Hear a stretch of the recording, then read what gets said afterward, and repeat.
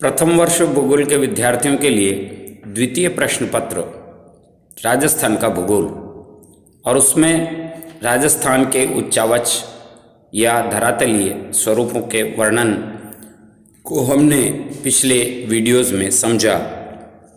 आज राजस्थान का तीसरा क्षेत्र, पहला मरुस्थली, दूसरा अरावली और तीसरा पूर्वी मैदान। राजस्थान का पूर्वी प्रदेश, जिसमें एक और भरतपुर, अलवर के भाग, धौलपुर, सवाई माधोपुर, जयपुर, टोंक, भीलवाड़ा के मैदानी भाग सम्मिलित किए जाते हैं, तो दूसरी ओर दक्षिण में स्थित मध्य माही का क्षेत्र भी इसमें सम्मिलित है। वास्तव में इस प्रदेश को नदी बेसिन कहा जाए तो अधिक उपयुक्त होगा।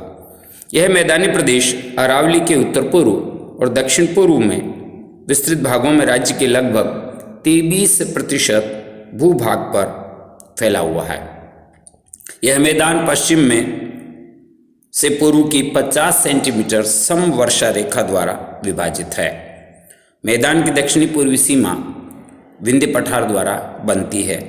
यह मैदान और इसके अंतर्गत चंबल बेसिन, बनास बेसिन, माही या छप्पन बेसिन सम्मिलित होता है। तो प्रारंभ करते हैं चंबल बेसिन।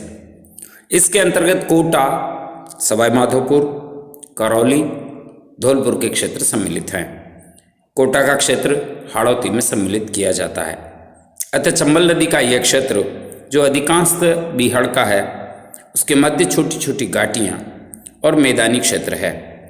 यह मुख्यतः बेडलैंड टोपोग्राफी, उत्कात भू दृश्य के रूप में यहाँ पर नवीन कांप मिट्टी के जमाव पाए जाते हैं। दूसरा है बनास का मैदान। यह एक विशाल और विस्तृत मैदान है, जिसकी ऊंचाई समुद्र तल से 150 से 300 मीटर के मध्य है और इसका ढाल पूर्व की ओर है।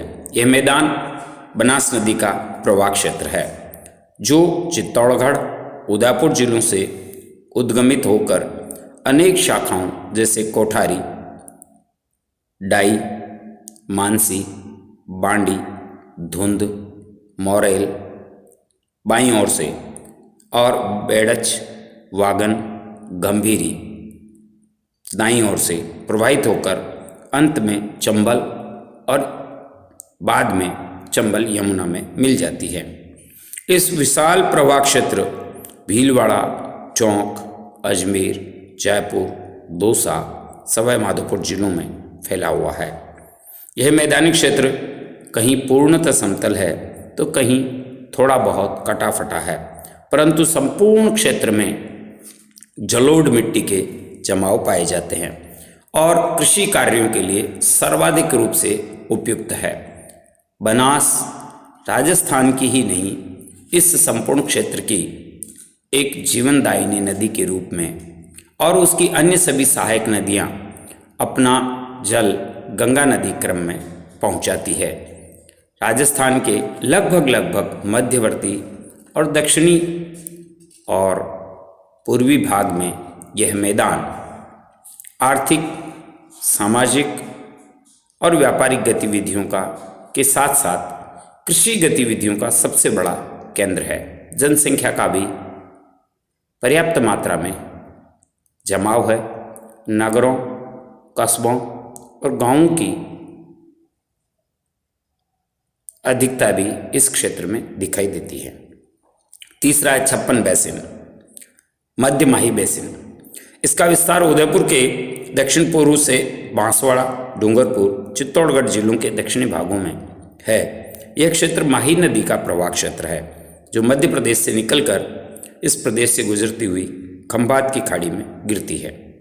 यह प्रदेश अत्यधिक असमतल है। सर्वत्र छोटी छोटी पहाड़ियाँ हैं। पहाड़ियों के मध्य संकीर्ण घाटियाँ हैं। कहीं पर विस्तृत समतल क्षेत्र है। यह क्षेत्र माही नदी की सहायक नदियों द्वारा सिंचित है। इसका दक्षिणी क्षेत्र गहरा और अधिक कटाफटा है। यह क्षेत्र गहराई तक विच्छेदित होने के कारण इस क्षेत्र में स्थानीय भाषा के आधार पर इसे वागड़ प्रदेश के नाम से पुकारा जाता है। प्रतापगढ़ और बांसवाड़ा के मध्य के गांव में 56 ग्राम समूह इतिहास काल में स्थित थे। अतः इसे 56 का मैदान भी कहा जाता है। चौथी जो भू आकृतिक प्रदेश है, धरातलीय प्रदेश है, वह है दक्षिणी पूर्वी पठार या हाड़ौती का पठार। राजस्थान का दक्षिणी पूर्वी भाग एक पठारी प्रदेश है जो मालवा के पठार का ही उत्तरी पश्चिमी विस्तार है। इसे हाड़ौती के नाम से पुकारा जाता है। इस प्रदेश में लावा मिश्रित चट्टानें, विंध्यन शैलों का मिश्रण पाया जाता है। इस पठार का विस्तार झालावाड़, कोटा, बारां और बूंदी जिलों में सर्वाधिक रूप से है। इस क्षेत्र की औसत ऊंचाई 500 मीटर और यहाँ अनेक छोटी बड़ी पर्वत श्रेणियाँ हैं, जिनमें मुकुंदरा की पहाड़ियाँ, बूंदी की पहाड़ियाँ प्रमुख है। ये पहाड़ियाँ अर्धचंद्राकार रूप में विस्तृत है। चंबल नदी के अतिरिक्त इसकी प्रमुख सहायक नदियाँ काली सिंध, परवन, पार्वती नदियों द्वारा निर्मित मैदान यहाँ की एक प्रमुख विशेषता भी है। हाड़ौती पठार का क्षेत्र सर्वत्र एक रूपता न होकर धरातलीय दृष्टि से भिन्नता रखता है। इसके 5 धरातलीय उप प्रदेश विभाजित किए जा सकते हैं। पहला अर्धचंद्राकार पर्वत श्रेणियाँ, दूसरा नदी निर्मित मैदान, तीसरा शाहाबाद का उच्च स्थल, चौथा झालावाड़ का पठारी भाग, पांचवा डंग गंगधार के उच्च क्षेत्र। हाड़ौती पठार पर बूंदी और मुकुंदरा की पहाड़ियाँ अर्धचंद्राकार रूप में फैली हुई है। बूंदी की पर्वत श्रेणी एक तरह से दोहरी पर्वतमाला है। इसकी लंबाई लगभग 96 किलोमीटर है और उत्तर पूर्व में दक्षिण पूर्व तक फैली है। इस श्रेणी में 4 दर्रे हैं। पहला बूंदी के निकट, दूसरा जेतवास के निकट, तीसरा रामगढ़ खटवड़ के निकट और चौथा लाखेरी के निकट है। इन श्रेणी की औसत ऊंचाई 300 से 350 मीटर और इनका सर्वोच्च शिखर सतूर 353 मीटर है, जो बूंदी नगर से 13 किलोमीटर पश्चिम में है। मुकुंदरा की पर्वत श्रेणी हाड़ौती के मध्य में उत्तर पश्चिम से दक्षिण पूर्व में लगभग 120 किलोमीटर की लंबाई में फैली है। इसकी ऊंचाई भी 335 से 503 मीटर तक है। चंदवाड़ी क्षेत्र में इसका सर्वोच्च उच्च शिखर 518 मीटर ऊंचा है। हाड़ौती पठार पर चंबल की सहायक नदियों जैसे काली सिंध, पार्वती, मेज और इसकी उपनदियों ने उपजाऊ मैदानों का निर्माण किया है। इसे नदी निर्मित मैदान कहा जा सकता है।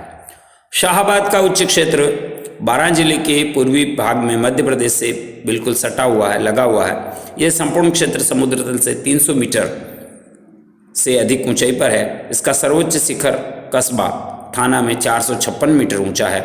इस क्षेत्र में एक विशिष्ट भू आकृतिक रामगढ़ कस्बे के निकट घोड़े के नाल की आकृति हॉर्स शू टाइप पर्वत श्रेणी है, जो इसके मध्य में एक छोटी झील है। दक्षिणी पट हाड़ौती क्षेत्र झालावाड़ का पठार है, जो मालवा के पठार का उत्तरी भाग है। यहाँ काली मिट्टी का संपूर्ण विस्तार है। इसके दक्षिणी पश्चिमी भाग में डग गंगधार की उच्च भूमि है। यह क्षेत्र सामान्यतः 400 मीटर ऊंचाई पर है, जिसकी छोटी छोटी पहाड़ियाँ यत्र तत्र इस क्षेत्र में विस्तरित है। इस संपूर्ण भू आकृतिक प्रदेश के विभिन्न वीडियो देखने के बाद यह स्पष्ट है कि राजस्थान का भू आकृतिक स्वरूप एक संपूर्ण विविधताओं से युक्त है। यहाँ के धरातलीय प्रारूप में जहाँ क्षेत्रीय विविधताएं प्रदान दिखाई देती है, वहीं प्राकृतिक विविधताएं भी जन्म लेती है। राजस्थान के धरातलीय प्रदेश वास्तव में भौगोलिक प्रदेश हैं, जो प्रदेश के आर्थिक विकास और नियोजन का भी एक आधार प्रस्तुत करते हैं। राजस्थान में अन्य आर्थिक गतिविधियां, चाहे वो कृषि हों या अन्य मानवीय गतिविधियां, उनका भी प्रमुख आधार ये भौगोलिक प्रदेश बनते हैं। आज इतना ही। यह अध्याय हमारा यहीं पूर्ण होता है। अगला अध्याय राजस्थान की अपवाह प्रणाली और झीलों पर केंद्रित रहेगा। आज इतना ही। धन्यवाद।